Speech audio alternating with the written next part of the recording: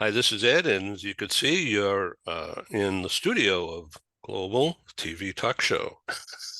And our very special guest today. Oh, I'm in San Diego, California, and it's still dark out. It's 6:32 a.m. here, and I can't wait for daylight time to end, so we have sunshine here early morning.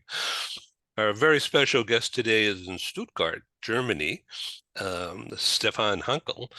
And Henkel, how should I pronounce your name? It's actually Steffen Henkel. Henkel. Okay, It's very German, yeah. no, I love it, and I want to learn more. And so, CrossCultural Academy, as you could see there, and welcome to the TV show. Thank you for having me. Great. It's really good. We haven't done this in-person video thing in years, and over 4 years, I think. And so I really appreciate your time and your kind interest to participate in Global TV Talk Show. This is a dialogue about business people like you and me. Uh, I call it the global meeting room because here we are from across time and space. Hmm. It's 3:33 in the afternoon in Stuttgart. Yes, correct. Hmm. Is the sun shining? It's actually quite gray right now. Great. Well, here comes winter. Yeah. Okay. So what's the temperature there today at this hour in the afternoon? Is it Ooh. chilly or is it more spring-like? It started to become chilly at 16 degrees, so it's not really cold. It's actually too warm No. for this time of the year, I would say. Uh-huh. So that will be around 60, Celsius. 65 Ah, okay. Fahrenheit, something like that. Yeah. Mm-hmm. Okay. So um, tell me about Cross Culture Academy. That's been in business a long time. Mm-hmm. And what do you teach? Yeah, what we do is we help companies to secure the investment that they do when they work internationally, being it sending people abroad from country to country, so international assignments or global mobility activities, or teams that are working together because there was a merger or an acquisition going on, or any other situation where teams are starting to work together internationally. And by teaching them about cultural differences and how to overcome them and how to work together and finding a joint objective and working together on these objectives, and overcoming cultural differences, we help companies to secure their investment in their international business. Yeah, so that Yeah. makes sense to me because if people are isolated because of maybe they're an introvert, but they don't know how to behave, or they're afraid of misbehaving and not fitting in. And so the more they learn about what's normal behavior in, say, Stuttgart or some Mhm. other place, then there's reduced risk. Like, for instance, if it was me, um, I don't want to stand out as a jerk or an idiot or a boob. I want Mhm. to be normal Mhm. and just be happy and make friends. And knowing about the culture and learning about, uh, well, you have to learn some language. Yeah. It's like hello, goodbye, and how are you is normal stuff. Have a nice day. And if I could learn that in German, then, and I'm not sure I could, but I'm sure you can. that would help me get on a bus easier, perhaps. It's not only this feeling well and fitting in. That will help a lot. Just give you an example. We just had a conversation with somebody from Global Mobility from a company. They found somebody. In Germany we have this shortage for high skilled people, as same as I think is in the United States or in other countries, and they brought somebody in from India.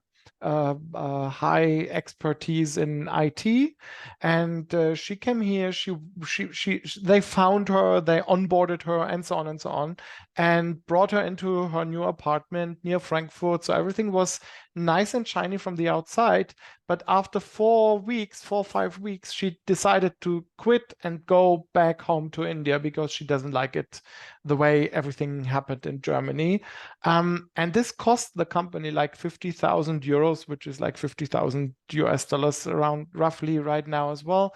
And she had no intercultural knowledge. And for example, finding friends in Germany is hard. It's not that simple to connect with Germans. We're not a very, our culture is not very going extroverted, so to say. So it's not easy to find friends here, at least not within one month.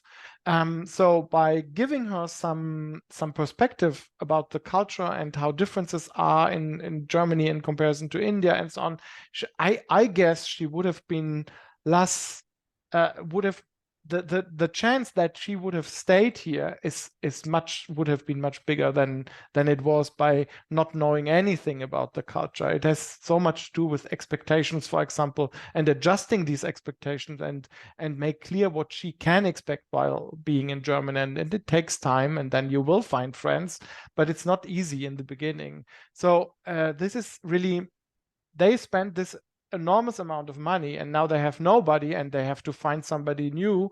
And with an intercultural training, the chance that she might stay here is much bigger. And that's one of the risks that companies face when they do something without intercultural training. How much of your training is done just like what you and I are doing right now? You mean virtually done, or Yeah, having conversations and just a couple of people getting to know each mm, other better. I would say last year we had about 450 trainings throughout the year. About 80% are intercultural preparation trainings or assignment trainings, or however you call it. So somebody being sent from one country to another one. The rest are team trainings, team integration, coachings, and so on.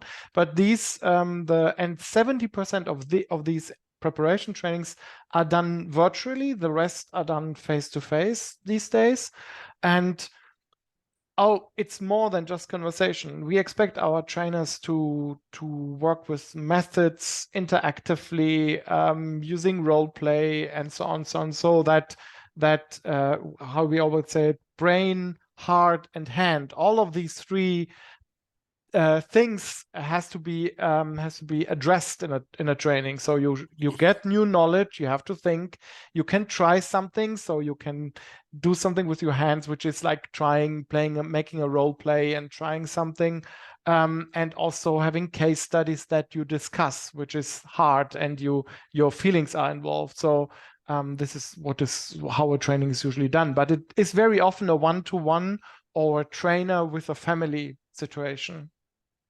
Yeah. Okay. And so is it an even mix between men and women? Oh, it it's more and more getting into the direction of even mix, but still, I would say 70% of people being sent abroad are male. And I mean, diversity is also a big topic in the intercultural field as well. That, for example, gay couples are being sent abroad, for example. So this is also getting more and more in the last couple of years. Yeah, but mostly it's men with their accompanying family members. Yeah. Interesting, isn't it? Mm. Okay. So what kind of companies are doing that now? Are, sending people out? Is it's just across the board, all kinds of companies, just not Mercedes or BMW, but all kinds of companies? Yeah, I mean, we have clients not only in Germany, but also, for example, in the United States, or in Japan, for example, or in Taiwan. These are usually the companies that do intercultural preparation training as a standard are usually the bigger ones. This is then not a human resource development topic; it's more a risk management topic. So they say it costs us so much more not preparing these people. So we do everything to prepare everybody who's going out, just not just the assignee, but also accompanying family members. Smaller companies usually start this as well. They start this as a human resource development program, so to say, and they have sometimes like 4, 5, or 10 people there that are being sent abroad throughout the year. So in Germany, I mean, many of the companies in Germany, although they might be quite small, are quite international as well, and they have the branch somewhere in Hong Kong or in Singapore or in the United States. And if they send people abroad, they usually get some companies deliver or provide them with intercultural training as well. But there are still many companies that don't do that because it comes so soft. It looks like a soft skill training that might not be very important. But as we know, a lack of soft skill will lead to hard facts. So more and more Yeah, companies are doing this. Mhm. yeah, it makes so much sense. So the people who don't do it, the executives who the stakeholder who has to approve the expenditure, Mhm. they oftentimes, from I'm not in your business, but from what I'm hearing that goes on, Mhm. excuse me, they haven't been on international business, and yet they are saying no to giving somebody else that benefit and that backing and Mhm. support. It's to me, and I'm in the public relations side of things. Um, it makes total sense to have your service.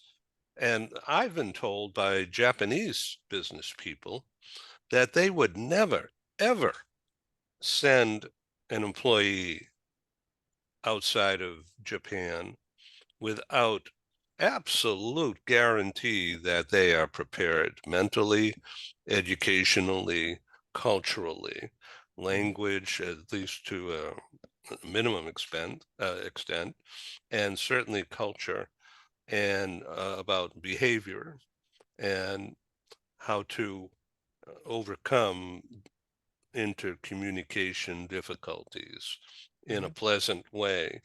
I've been told that they, the executives, don't allow any employee to leave the country because they're representing the face of the Mhm. company, Mhm.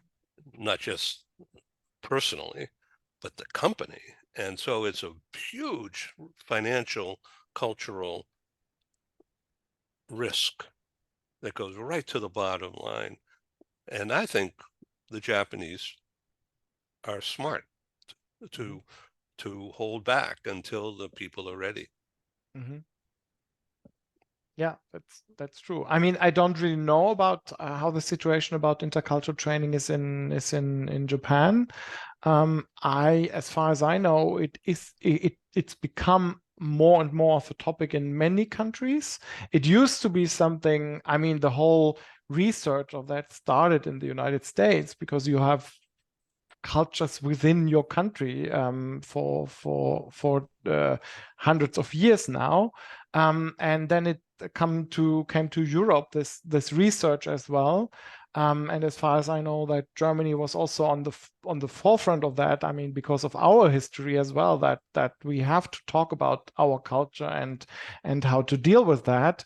And in the last couple of years, I heard more that also in France, and so on, that the surrounding countries also make this more of a standard. Somebody is going, but a standard still, there are still companies. I had a conversation with a huge international company a couple of weeks ago.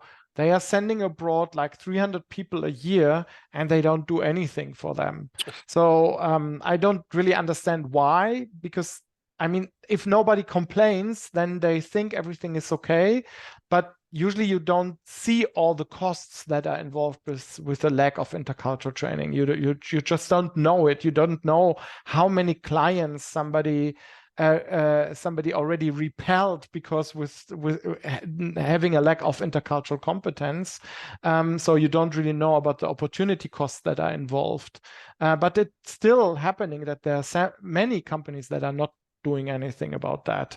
At least in Germany, I don't really know the markets in other countries so well, but I know that still much can be done in this area as well. Yeah. In your onboarding of a customer, um, do you go through a test? I'm sure you do in your own mind, but do you tell your client that, well, we're going to have a talk to see whether there's a good fit here? Mm-hmm.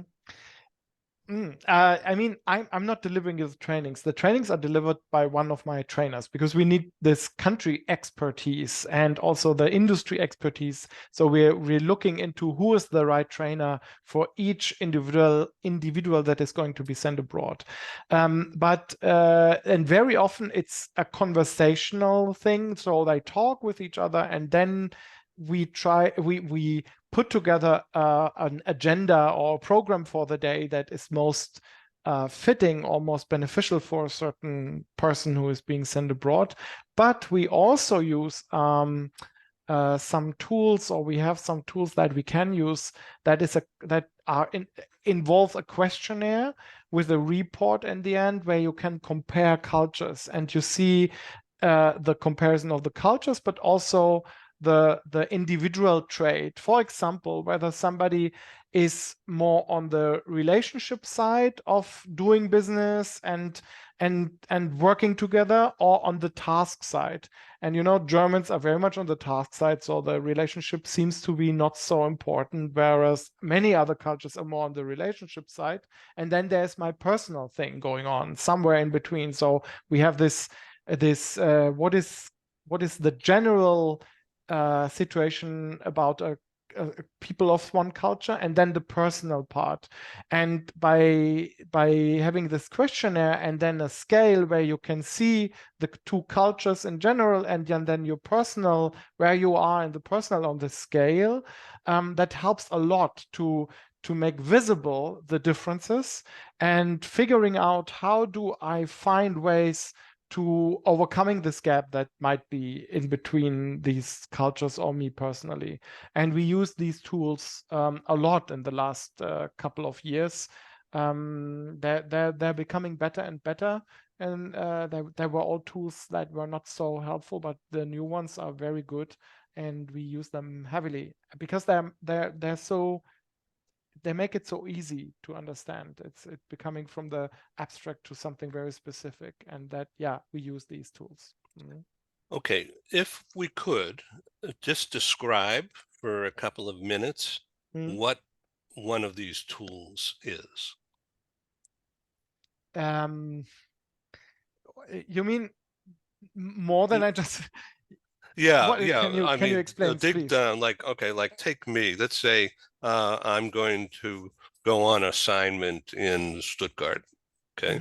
And here I am in Southern California, so I mean, there's a difference.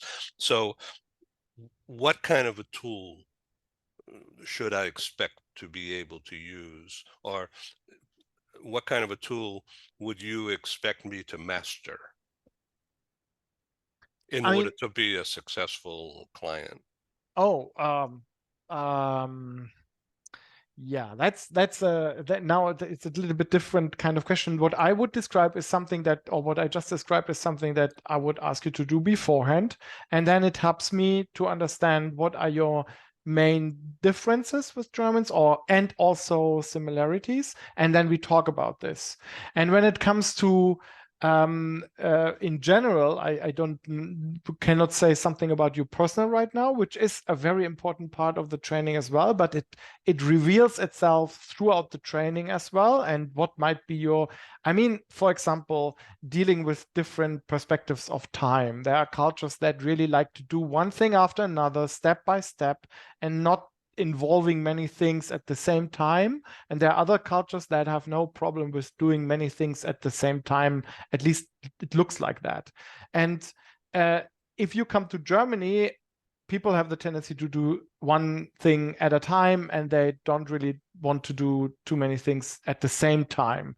At least that's what we try to do. And if you come here, and then it depends how you personally deal with these, whether you be relaxed with this situation, that Germans might for you sometimes be a little bit too structured or even boring, because it's not very lively this way we work in comparison to US Americans, for example. Then you can deal, okay, how do I deal with that? How can I make myself a little bit more patient? Or do I try to be the same way as I am and they have to adjust to me? So we discuss whether it's about culture, it's your personal trait, what you like, and how to bring this together. So this would be one of the examples. And usually, I mean, Germans and US Americans, they have the one culture is more thorough and likes to go very deep into stuff, and the other one is very fast. And these are very good, very helpful things to be successful if you bring them together in an optimal way. But we have to know about it. When I talk to my American partners, then I have always the feeling that I'm with my foot on the brake and saying, stop, let's be a little bit more slowly with that. While my American partners are really always on the gas and and pushing things forward. And bringing these two things together is actually great. Yeah, you have something very quick and you have something that is very thorough, and both is necessary. So talking about this helps a lot. If I can give you another example, Yes, please. the way we write emails, for example, Germans tend to be very formal. There's always hello at, and then my text, and then kind regards, Steffen. It would be always this way. Whereas Americans tend to leave out the formal stuff and just write, you just wrote me an email. Okay, ready? That's all that you wrote in your email. And both and it's just about knowledge. And I talked to somebody from US America and asked, how can I react to that? Because for German, and please don't get this wrong, I know it's different. This lack of formality seems to be a little bit unpolite. And she said to me that you always stick to the formal way. In my how I see it as an American, also is a little bit unpolite. And I said, why? Because you suggesting that we still need this formality. We are actually closer, in my point of view. We can leave this formality out. So both of us, we try the best to show that we want to work together, and that we want to show how much we appreciate the other person. But the way we do it is so different. And by knowing this, I know it has nothing to do with the lack of appreciation, and also the other way around. And then we can work together, and our emotions are not in the way anymore. And this is something that we need to know so that we can go on and work together. So this is one of the topics that we learn or that we teach in an intercultural training, for example. So what we just went through, Yeah. and using me as an example is very, very okay. And Thank you. I love what you just did, and I found it a great exchange. And I think the audience out there in the world Mhm. um, will laugh at it. I think they'll enjoy the repartee, and I think that's cool. So as we come to a close here, I mean, we could go on and on and on, and I invite you to come back and do another chapter, Sure. and I'll send you a formal request. Okay. Yeah, just to keep it kosher. But so here's the deal. A couple of years ago, maybe 3, 4 years ago, you guys had an advertisement, a video that showed a balloon traveling away. And it's like cross culture to go. hmm It was hmm the theme, and you had some nice music, and the whole thing lasted like 30 seconds or so. hmm And it was this visual. Are you still using that? Actually, that is no, we're not using this video anymore. I don't know why actually, but it was just for its time, and now we have different stuff that we're using. Okay, so you see, I've been out of touch, and so I'm reaching back in history, and Mhm. and at that time I didn't have all this gray hair. So just to give I you an had idea, more. I had more. I guess you it had was more. still like. Well, thank you, Stefan. I really appreciate your time, Thank you, and Edwin. and please come back. I will. Thank you very much for inviting me. I enjoyed it very much talking to you. Let's do it again. Thank you. Mhm. Bye bye now. Bye. Thank you.